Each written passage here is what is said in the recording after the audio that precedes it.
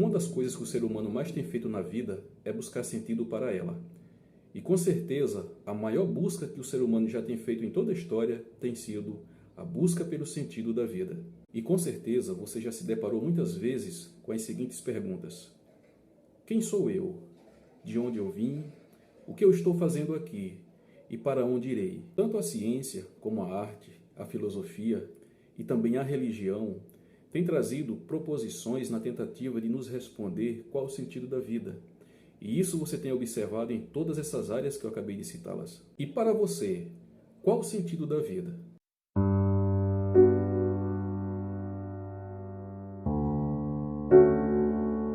Pensem comigo.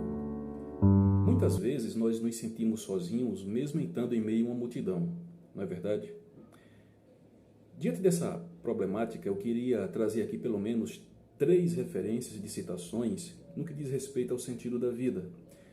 A primeira delas, eu queria trazer aqui o escritor e inglês, inclusive ateu, H.G. Wells, onde em uma obra literária dele, porque ele era um escritor de ficção científica, e em uma de suas obras ele escreve a história de um astronauta em um espaço, onde pensando-se que esse astronauta estaria sozinho na face da Terra, ou seja, a raça humana estaria exterminada, não teria mais ninguém, só ele no espaço. E esse astronauta, ele tem 2 frascos enganchados no seu cinto, 2 frascos onde um deles é o elixir da vida eterna, e no outro frasco se encontra-se um veneno. A pergunta é, qual dos 2 o astronauta tomaria?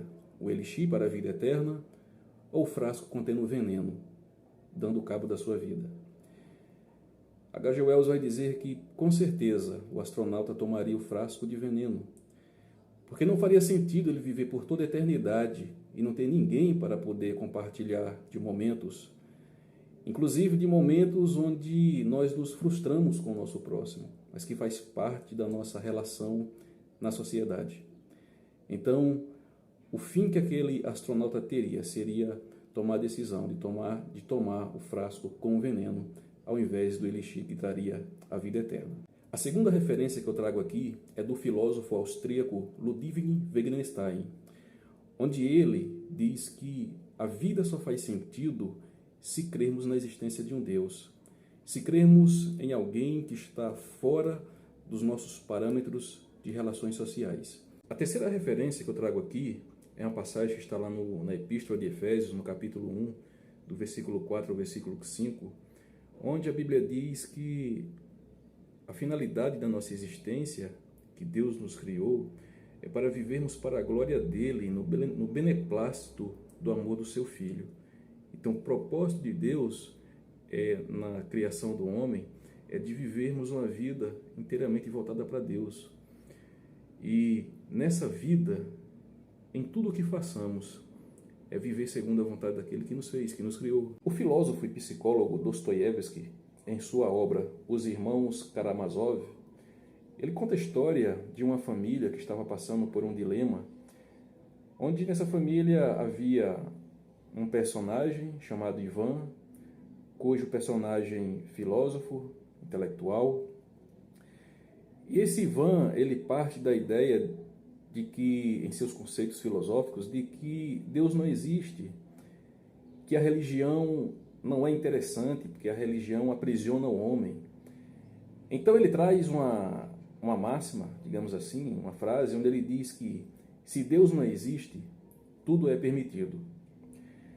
O seu irmão, praticamente meio-irmão, chamado de Smerdyakov, ele acaba assassinando o seu pai. E quando Smerdyakov está na prisão, Ivan vai até lá na prisão e diante dele diz assim: mas o que foi que você fez? Que loucura foi essa?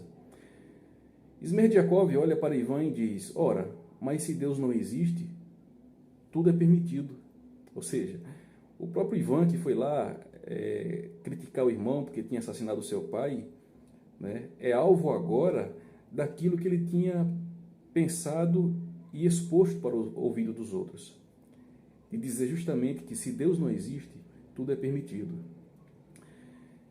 E Smerdyakov, quando ele diz que a atitude dele partiu justamente da ideia que Ivan tinha proposto.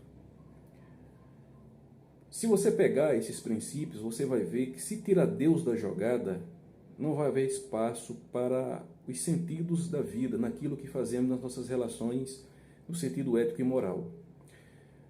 Porque observe, o índio, e existem culturas ainda onde tem tribos indígenas que matam seus filhos, aqueles que nascem com um problema físico, entendendo que ali é uma espécie de maldição, que não pode viver aquela criança. Então ele acaba matando os seus filhos.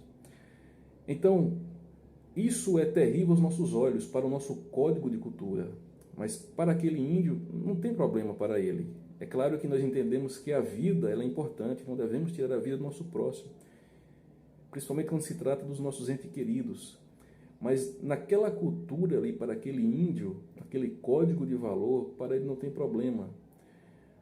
O que eu quero dizer com isso é que nós precisamos de uma ética e um princípio moral que valha para todos.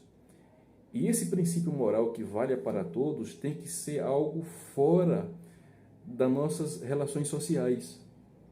Aí é onde entra a questão da existência de um ser transcendente, que eu creio ser esse Deus. O que eu quero dizer com isso é que, seguindo essa linha de raciocínio, nós precisamos de uma lei universal.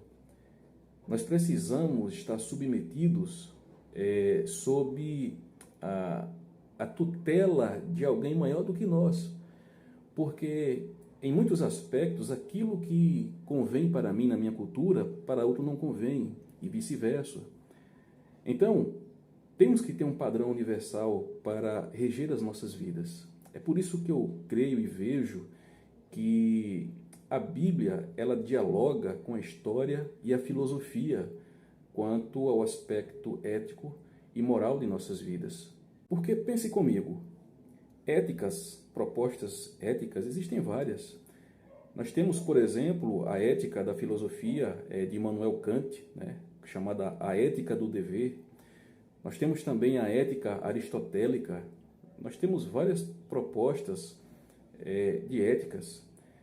E partindo desse pressuposto, que eu entendo que nós devemos ter, e eu ressalto aqui, um princípio ético e moral que valha para todos. Então, esse princípio tem que vir de fora, tem que ser algo que está no campo transcendente, algo que está, resumidamente falando, tem que ser algo no campo espiritual. E esse algo, esse alguém, ele é Deus, e Deus revelado na pessoa de Jesus Cristo, que veio há cerca de 2000 anos nos trazer uma vida, um exemplo de vida nele mesmo, de maneira perfeita, vivendo para a honra e glória do Pai. Você crê? Lembra das 4 perguntas que eu fiz lá no início? Primeiro, de onde você veio? Você veio de Deus. Quem você é? Feitura de Deus. Por que você está aqui? Você deve glorificar a Deus. E para onde você vai? Você deve ir para a glória de Deus. Obrigado por você ter assistido esse vídeo até o final. Se você ainda não é inscrito aqui nesse canal, inscreva-se, pois sempre eu estou aqui postando vídeo para compartilhar com você. Muito obrigado e até a próxima.